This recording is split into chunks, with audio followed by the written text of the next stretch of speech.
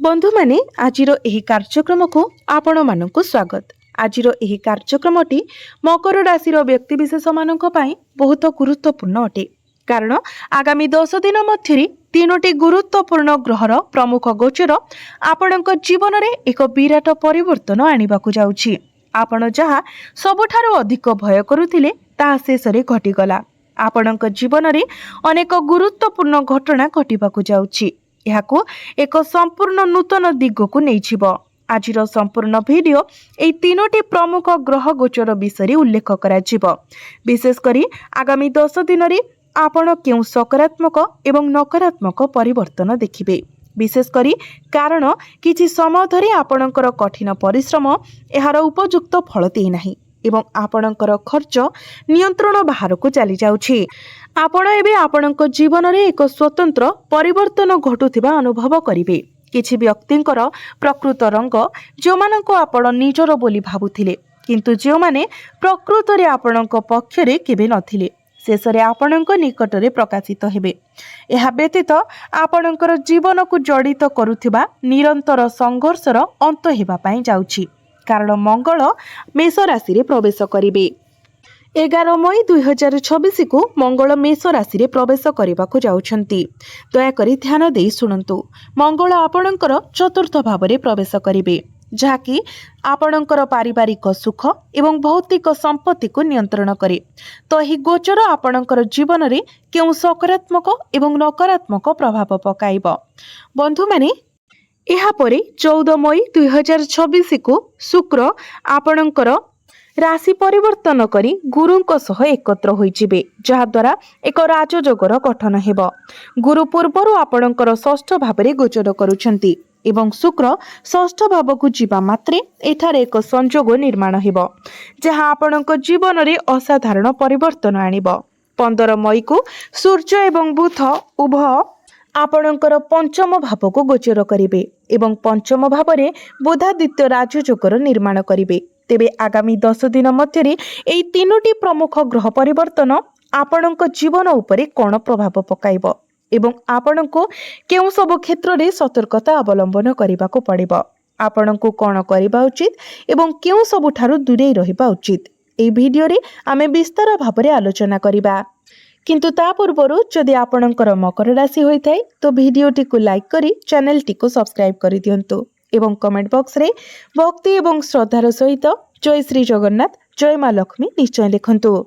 तो बंधु माने 11 मई 2026 को मंगल जेतेबेले आपणकर चतुर्थ भाव को प्रवेश करिवे, मेष राशि रे प्रवेश करिवे, तो आपणक जीवन रे प्रथम गुरुत्वपूर्ण परिवर्तन जो माने रियल एस्टेट क्षेत्र रे जड़ित, जो माने जमी एवं संपत्ति सह काम करंती एवं जो माने निर्माण किंबा नूतन जानवाहन वाणिज्य रे नियोजित अछंती से माने उत्कृष्ट लाभ पाइबे।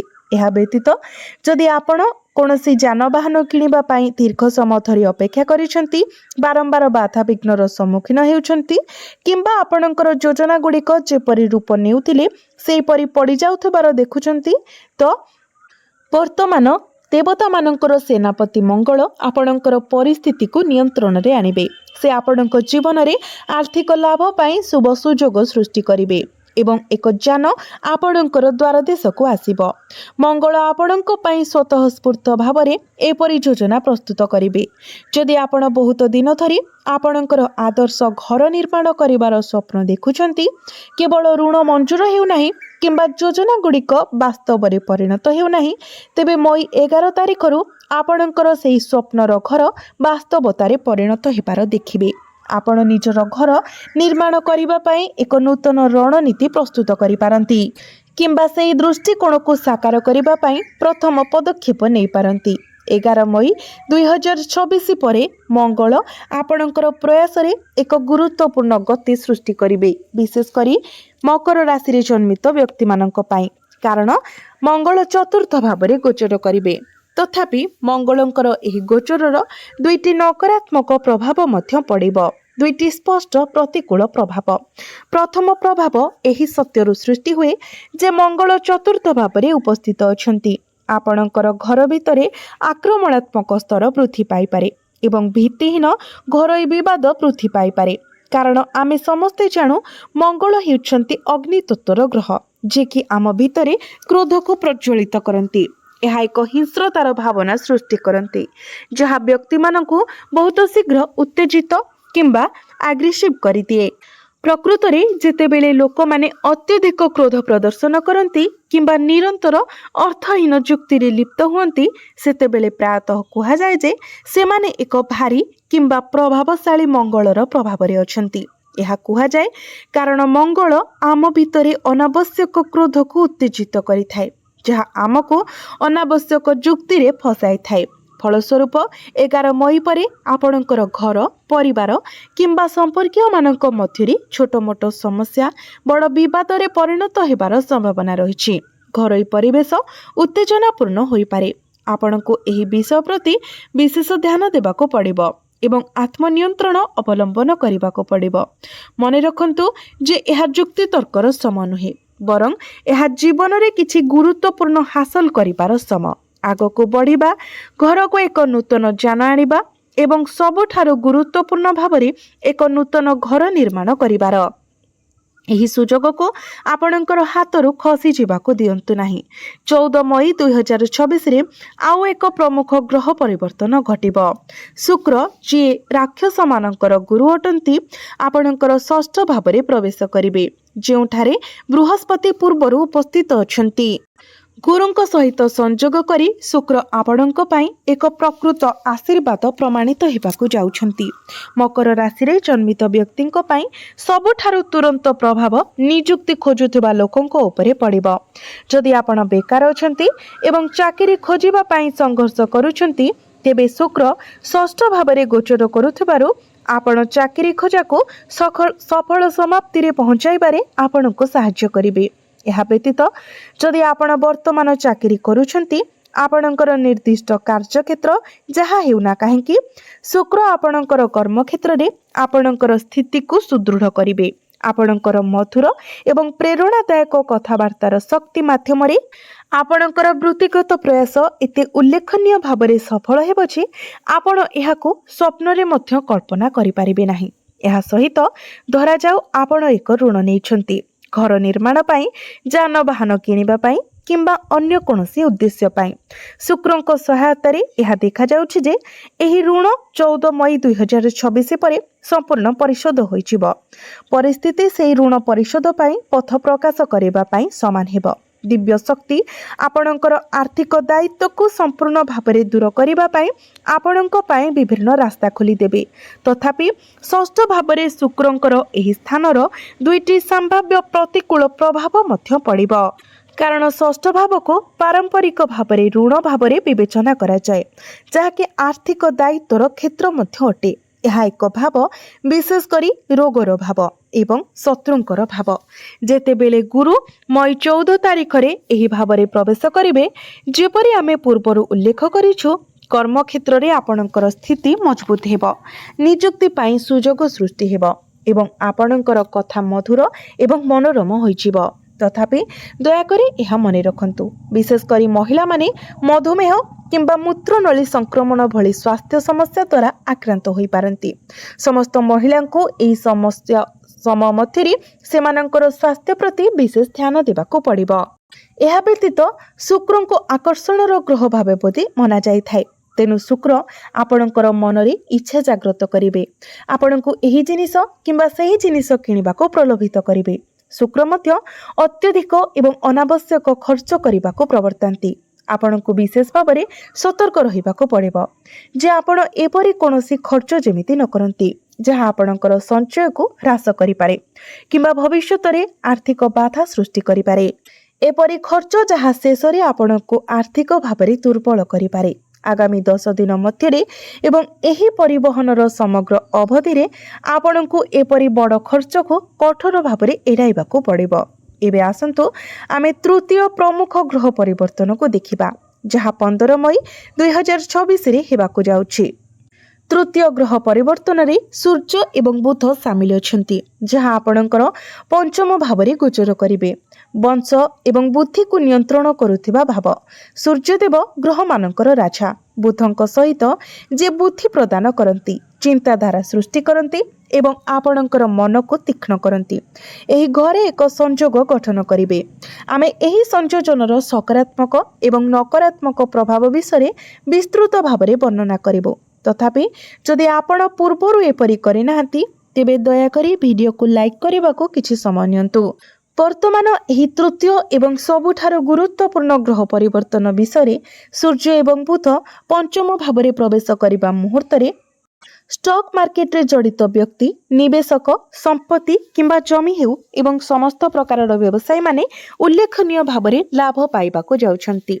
सूर्य एवं बुधंकर संयोग सेमानंकु प्रचुर लाभ देबाको जाउछि। एहा व्यतीत पूर्वरु अटकी रहिथिबा जेकोनोसी पुराणा पांठी किंबा अन्यत्र करा जायथिबा अतीतर निवेश वर्तमान विशेष करी मई 15 परे निश्चित भाव में लाभ प्रदान करिब। ग्रह संयोजन स्पष्ट भाव में एपरी एक अनुकूल फलाफल को सूचाई थाए। जोगाजोग संबंधी परामर्श, चिकित्सा वृत्ति, नेतृत्व भूमिका किंबा जेकोनोसी प्रकार गवेषणा कार्य काम करुथिबा लोक माने निश्चित होई पारिबे।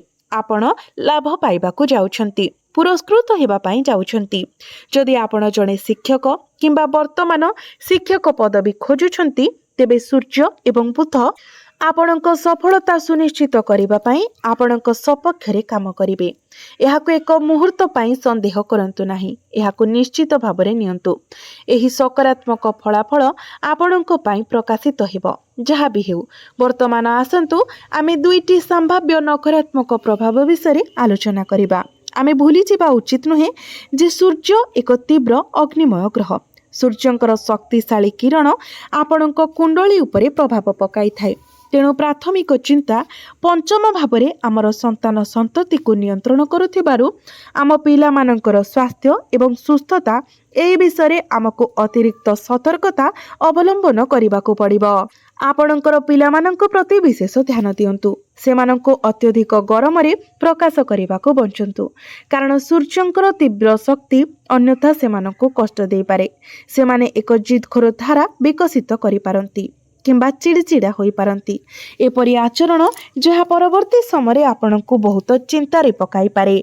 मई 15 परे आपनकु छोट पिला मानक प्रति विशेष जत्न नेबाको पड़िबो। आपनकर प्रेम जीवन पाई ए गोटिए कथा मने रखंतु।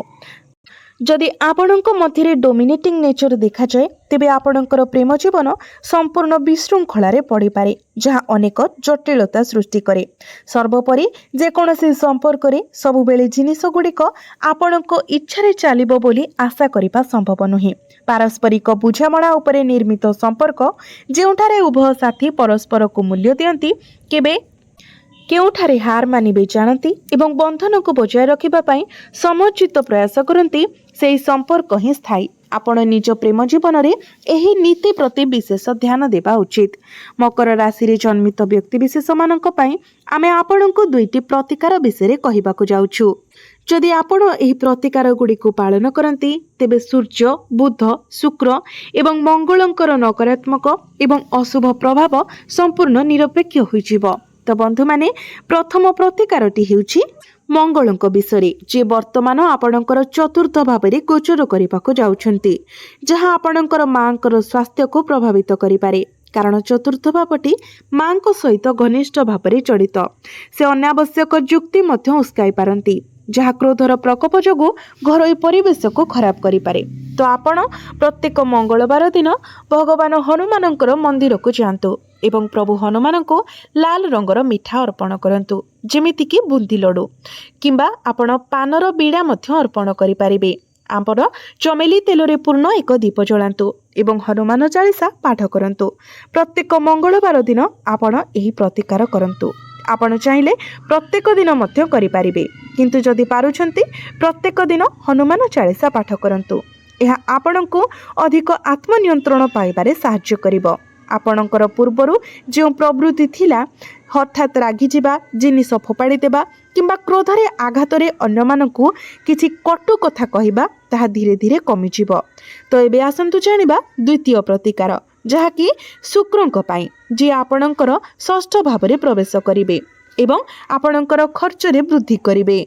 तो उत्तम स्वास्थ्य पाई मध्य विशेष करी महिला मानक पाई आपण शुक्रवार दिन युवती मानक किछि खाद्य दान करंतु। घर को छोट छोट झील मानक डाकी से खाद्य खुआंतु। तो शुक्र आपण को सर्वोत्तम भाव में प्रशंसित करेंगे। शुक्रवार दिन युवती मानक आपण घर को निमंत्रण करंतु। से मानकु खीरी पूरी एसबु खाइबाकु दियंतु एवं से मानकर आवश्यकता पूर्ण करंतु। एभली करिबा द्वारा आपण भगवान शुक्रंकर आशीर्वाद सहित माँ लक्ष्मींकर मध्य आशीर्वाद पाइबे। एबे आसंतु जानिबा तृतीय प्रतिकार विषय, जहाँ सूर्य एवं बुधंक पाई, जहाँ आपणक पिलामानक स्वास्थ्य उपरे प्रभाव पकाइब। तेणु आपण प्रत्येक दिन उदित सूर्य को तंबा पात्र रे जलार्घ्य अर्पण करंतु एवं प्रत्येक बुधवार दिन आपण भगवान गणेश को दूब अर्पण करंतु, पूजा करंतु एवं गोमातांकर सेवा करंतु। गोमाता को सबुज चारा खाइबाकु दियंतु। एही प्रतिकार गुड़िक करिबा द्वारा घटना गुड़िक एपरि भाबरे घटिबो जे आपण अत्यधिक चेष्टा न करी मध्य अनायासरे जीवनर समस्त लाभ एवं सुख उपभोग करि पारिबे। तेबे बंधु माने आपणकर जीवन मंगलमय हेउ, एहा ही ईश्वरक निकटरे मोर प्रार्थना। धन्यवाद।